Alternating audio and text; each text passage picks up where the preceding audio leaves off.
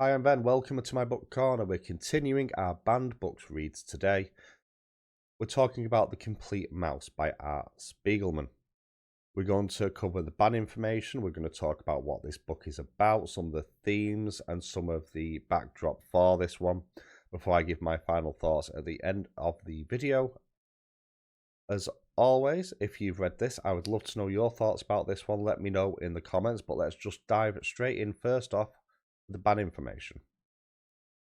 So the ban information for this one then is not as extensive as I kind of expected it to be. One big one that is worth mentioning, and I kind of do understand why this is the way it is within the country that I'm going to talk about, is in Russia this is banned due to the swastika on the cover, as that is against propaganda laws within the country. I can kind of understand that. There was a significant irony there of this being banned in Russia, however, due to the very anti-fascist nature of this book. Now, going to the US, however, which has been most of our focus for the Banned Books Challenge, not as bad as I expected, if I'm completely honest. So, again, as always, I've pulled from the pen.org banned books list for 2022 and 2023, and there are only two challenges on here. The first is from Missouri in September of 2022 from the Ritenour School District, and that was banned from libraries and classrooms due to legislative action. The next one is a familiar name, however, from Missouri. We once again have Wentzville School District, again from September 2022, and the ban status for this is banned pending investigation, again due to legislative action. Now, if I go back to the 2021-2022 period, we do see a few more. So, specifically, this is for part 1, first of all, because this has been put as a first and second part on publication as well. Mouse Won a Survivor's Tale is banned pending investigation in Florida, in Indian River County School District. Also banned in classrooms in Tennessee in McMinn County Schools. And over in Texas, banned pending investigation in the Katy Independent School District. All those are administrative challenges. In addition, Part 2 is also banned in the same Texas Independent School District, the Katy District as well, for administration reasons. And there are a few reasons why this has been banned. And compared to some of the other bans that we've spoken about here, I kind of understand why some people will talk about this, but I do disagree because of the nature of the book. As this shows a number of things like bad language, it shows abuse, death, it shows nudity as well. You could argue that some things are presented as pornographic imagery or sexualized. I disagree. Also, it shows people obviously being put to death as well. And the argument being, why would we want to teach our children this? And whilst I understand that logic, because of the subject matter, this is talking about the Holocaust. You can't really talk about something like that if you take the edges away from the commentary. It was something that was truly horrific that happened. Why take away the sugarcoating? Because the minute you diminish what really happened, you take away the messaging and the warning of what happened as well. And to be honest, you sully the memory of all those people who died during the Holocaust. So, whilst I do kind of get on a surface level why there are some pushback against this, especially if it's being used in a classroom talking about World War II in particular, I don't really see how you can make the two stand up next to each other. So for me personally, this is a non-issue, should not be banned. But what does this book talk about? So there's a few different things in here that I want to talk about. This is potentially not a totally accurate biography, as Art themselves has said. You have various things to do with memory or a little bit of creative license due to the nature of what this book is. And obviously it is not an exact diary either, so there are things missing here. And obviously you do have the presentation with it being a graphic novel.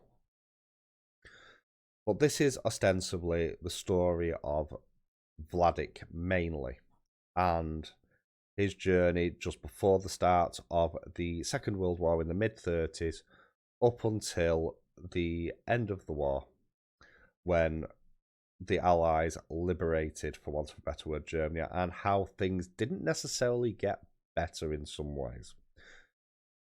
On top of that, you also have the long-lasting effects on Vladek himself in terms of the level of trauma that he went through.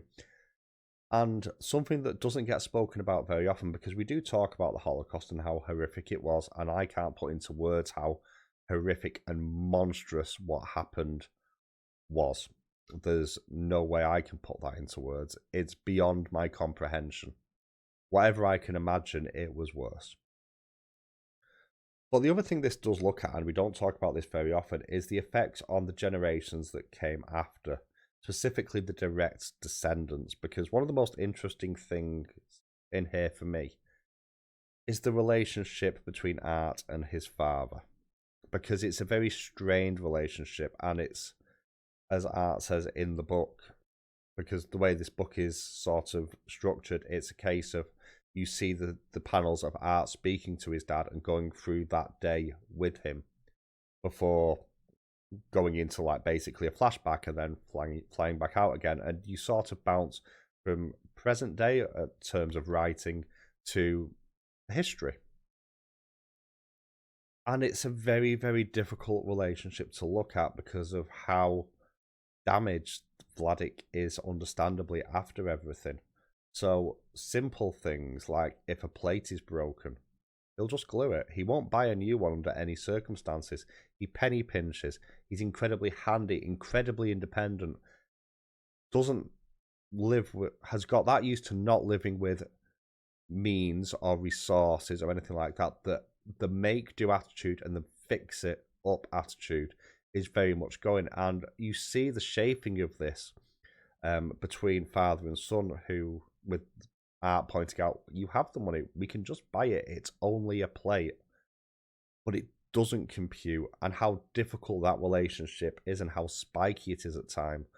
And not just between Art and his father as well, but his father and a lot of other people, including other survivors as well. The amount of damage that he went through has just left him at best diminished and totally broken, and the personal relationships are painful to watch, unfortunately, and it's really, really sad. But you also go through the Holocaust itself, and what this does, because of the art and the various different things that it shows the very slow decline. Well, I'll say very slow. The war didn't last that long, but it's not a straight from affluence to Holocaust. And it's just a good job of showing the little steps to hell that were taken, starting with the rise of the Nazi Party, the beginning of the war, the seizing of assets, the dehumanization of, specifically in here, the Jewish population, but other populations as well. The kind of cronyism and the backstabbing that went on to try and keep themselves safe, and the various different lengths that they went to keep themselves and others safe, and the lack of trust that started to develop as well as people began to try and keep themselves safe by stabbing others in the back. And the other thing that comes through here is just how lucky Vladek was to get out. There were a number of points in here that it was, in many ways, a mixture of good choices that he made, based on his natural ability to see opportunities, which is shown before the war as well, in terms of business. But also just sheer dumb luck, just being in the right place at the right time while having made the right friends. And even with the survival, things still constantly get worse. And the only thing that really keeps him going is the fact that his wife's still alive in the same concentration camp, even if they're split up, and the hope of finding her again. And that hope is kind of the only thing that really gets him through. And there are some moments in here that are truly bone-chilling. For example, at one point, to prevent the kids being sent to concentration camps, they give them pills that are basically cyanide pills that kills them. How horrific is that? And you have a sense of guilt from Art himself for not being able to live up to his dead brother's memory. As he says, there's no pictures of him in the house. There's only pictures of his dead brother because they look so similar, and they don't need pictures of Art to remember him because they have pictures of the other one who died, and Art's still there. And you have survivor's guilt to a point as well, I suspect, with Vladek, although it's not explicitly stated, because he did survive. Just. But also what I like about this, well, like is the wrong word, but I appreciate about this, is the fact that it talks about the ending of the war. And even when the war ended, what utter bastards some of the Nazis were, still hunting down all these escapees, even after the war was ended, because they're just so cowardly and they don't want any evidence or anyone to link back to them. And even then, going further than that, as people escaped into, for example, Poland, and then still felt issues from people who had been allied at the time as well.